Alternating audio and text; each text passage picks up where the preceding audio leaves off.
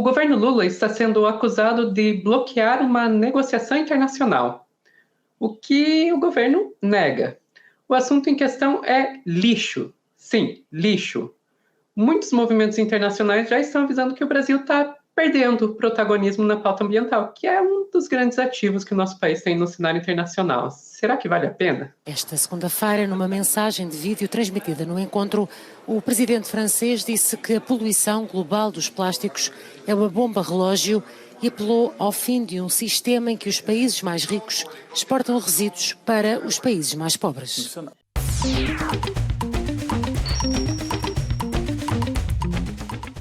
O assunto em questão é um tratado global para erradicação da poluição plástica. Daí se pensa, nossa, mas por que especificamente a poluição plástica, né? E daí tem um monte de problemas aí. Tem a questão dos microplásticos, que a gente até tem um vídeo aqui no Meteoro XP sobre o assunto. Tem a questão de uma ilha de plástico, né, de lixo plástico, principalmente no meio do Pacífico, que já está do tamanho de um país, literalmente. Enfim, e está rolando aí em Paris uma tentativa de fazer um acordo internacional para tentar, pelo menos, reduzir esse problema, né? Eu tive que, para conseguir achar aqui um videozinho explicando esse tratado, eu tive que recorrer ao pessoal do Além Mar. Até ao final da semana, representantes de 175 países reúnem-se em Paris para discutir um acordo histórico que abranja todo o ciclo de vida dos plásticos. O objetivo é conseguir um documento final até ao próximo ano. Esta segunda-feira, numa mensagem de vídeo transmitida no encontro, o presidente francês disse que a poluição global dos plásticos é uma bomba relógio e apelou ao fim de um sistema em que os países mais ricos exportam resíduos para os países mais pobres. É meio estranho ouvir isso vindo de alguém dos países mais ricos, né? Mas é verdade. Realmente a gente tem... Sério, gente, entrem no Google e coloquem contrabando internacional lixo ou tráfico internacional lixo. Vocês vão ficar surpresos com a quantidade de notícias que existem de país rico mandando seu lixo, literalmente seu lixo, às vezes ilegalmente, para os países mais pobres. Aqui no Brasil mesmo a gente teve recentemente, esse ano ainda, um carregamento de lixo hospitalar que veio de Portugal parar num porto aqui no Brasil. Interdépendant. C'est pourquoi nous avons besoin d'un traité international juridiquement contraignant. Ce traité, c'est ensemble qu'il nous faut le construire. Il doit nous permettre d'avancer sur plusieurs objectifs fondamentaux. A produção anual de plásticos mais do que duplicou em 20 anos, atingindo 460 milhões de toneladas, e está em vias de triplicar dentro de 4 décadas. 2/3 desta produção são deitados fora depois de terem sido utilizados uma ou poucas vezes. Enfim, aí Euronews. Mas tá, agora vamos falar do qual o papel, o ponto principal, qual que é o papel do Brasil nessa história aí, né?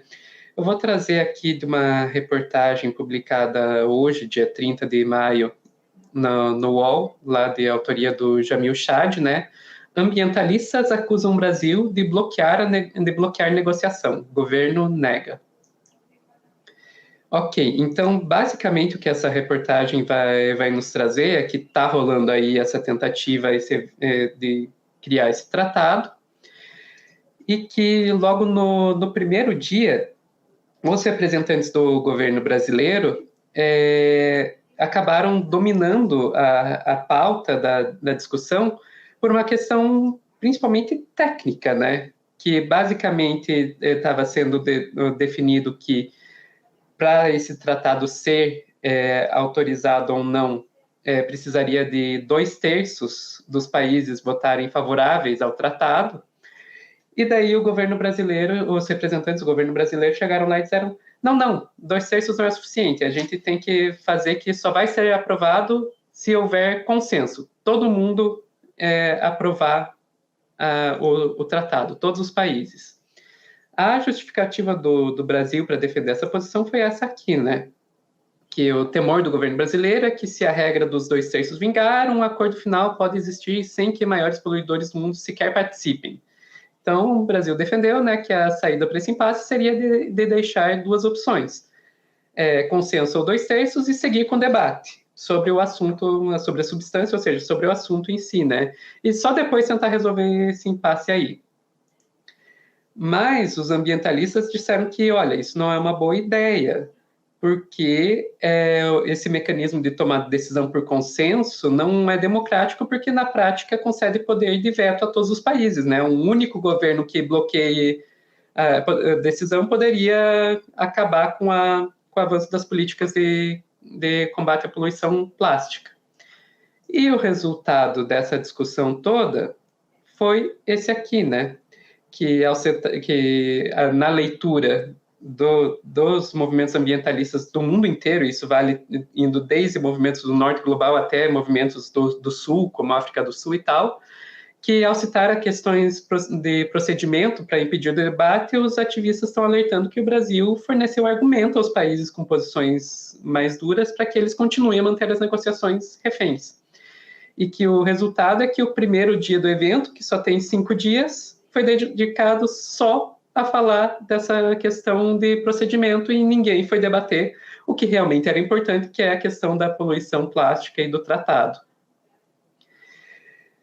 E, enfim, Ana, e daí o ponto que fica é que o Brasil saiu bem desgastado disso, e isso é uma coisa que é complicada, porque um dos principais ativos que o Brasil tem na política internacional é o seu papel com relação ao meio ambiente, né? Uma das grandes forças do Brasil.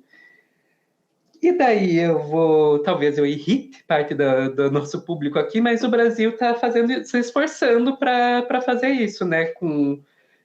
Querendo fazer mineração, extração de petróleo na foz do Rio Amazonas, a questão da MP da Mata Atlântica, que o relatório foi com a aprovação do governo, a questão de incentivo à produção de carros. Assunto após assunto, a gente vê o governo Lula metendo os pés pelas mãos quando o assunto é meio ambiente. E aí a gente só está vendo isso chegar no nível internacional. Tá com você, Ana. Deixa a bomba na tua mão. Não, eu acho que você está certíssima, Sofia. É claro que vindo de um governo desastroso em relação ao meio ambiente, né? Um governo que literalmente incentivava a tacar fogo, né? Um governo da defesa direta, escancarada do crime ambiental. É claro que vindo disso a gente certamente diria, nossa, melhoramos muito, claro, mas qualquer coisa em relação ao Bolsonaro já é melhor, né? Não quer dizer, obviamente, que a gente conseguiu resolver todos os problemas, que a gente está tomando todas as decisões corretas, de que o problema acabou e de que a gente não precisa mais discutir a respeito disso. Muito pelo contrário, a gente tem, e os exemplos que você citou são evidências palpáveis, né, de que a gente tem ainda muito conflito e a gente tem ainda posições muito perigosas em relação ao meio ambiente. A gente ainda tem um risco muito grande. A gente saiu do ponto de estar atacando fogo na Amazônia, mas não quer dizer que a gente também não esteja a ponto de tomar outras decisões erradas, né, e continuar num caminho que não é o caminho desejável em relação ao meio ambiente. Sobre a questão específica da coisa do consenso, quando você apresentou ali o argumento, eu falei, tá, faz sentido, né? Porque realmente os países, a gente sabe que é assim que a coisa funciona, né? Os acordos são feitos, os países que são os maiores poluidores, os maiores desmatadores, os que fazem as maiores besteiras, são justamente aqueles que não entram nos acordos, por motivos óbvios, né? E me passou rapidamente pela cabeça, pô, legal, vamos pressioná-los para que eles entrem. Que é muito inocente, né? Vamos combinar. É muito inocente e, na melhor das hipóteses, foi isso que aconteceu, na pior não, né? Mas achar que a gente vai pressionar todo mundo a entrar em consenso, não vai. O que vai acontecer realmente é a nossa segunda hipótese ali que você apresentou. Isso é dar poder de veto, né, para qualquer país que fala, não, então não vou entrar, ninguém vai entrar. E aí, esse jogo de tudo ou nada, diante das catástrofes climáticas que a gente tem diante da gente, é um posicionamento muito perigoso. Porque o tudo ou nada fatalmente vai cair no nada. E o nada é perrengue, o nada é destruição, o nada é o fim da coisa toda. Né, e com muito sofrimento para todos os envolvidos. Então, esse joguinho assim de ou a gente resolve tudo ou a gente não resolve nada é bastante perigoso mesmo, né? Até porque põe a gente numa posição muito confortável de dizer, não dá para fazer nada, então não vou fazer. Né? Dane-se. Então, foi uma posição, eu diria que foi uma posição equivocada. Não sei se eu diria intencional ou não sei, né, quais as pessoas e órgãos específicos que levaram a essa decisão, mas, de qualquer forma, uma decisão equivocada, né? E que espero que seja reversível, assim. Sabe aquelas ideias que você dá num trabalho que você fala, não, gente, foi mal, dei essa ideia, mas não posso retirar, né? Dá um pouquinho dessa sensação, assim, de putz, eu achei que era uma ideia genial e na verdade eu propus a pior ideia e agora tá todo mundo conversando sobre essa ideia e perdendo tempo discutindo essa ideia e não era bem isso que eu deveria ter feito. De novo, não excusa o fato de que a ideia foi apresentada, talvez tenha sido pouco calculada, seja como for, foi errado.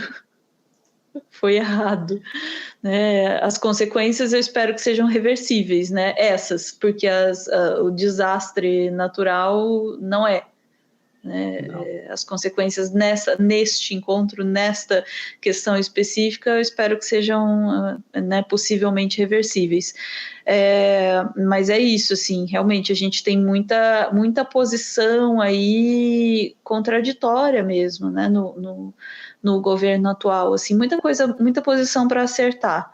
Fico muito sentida, assim, com o embate entre o IBAMA e o governo na questão da exploração do petróleo. Esperaria que o governo respeitasse, mas depois de tudo, houvesse mais respeito pelo IBAMA. Já sofreram muito. Pois é.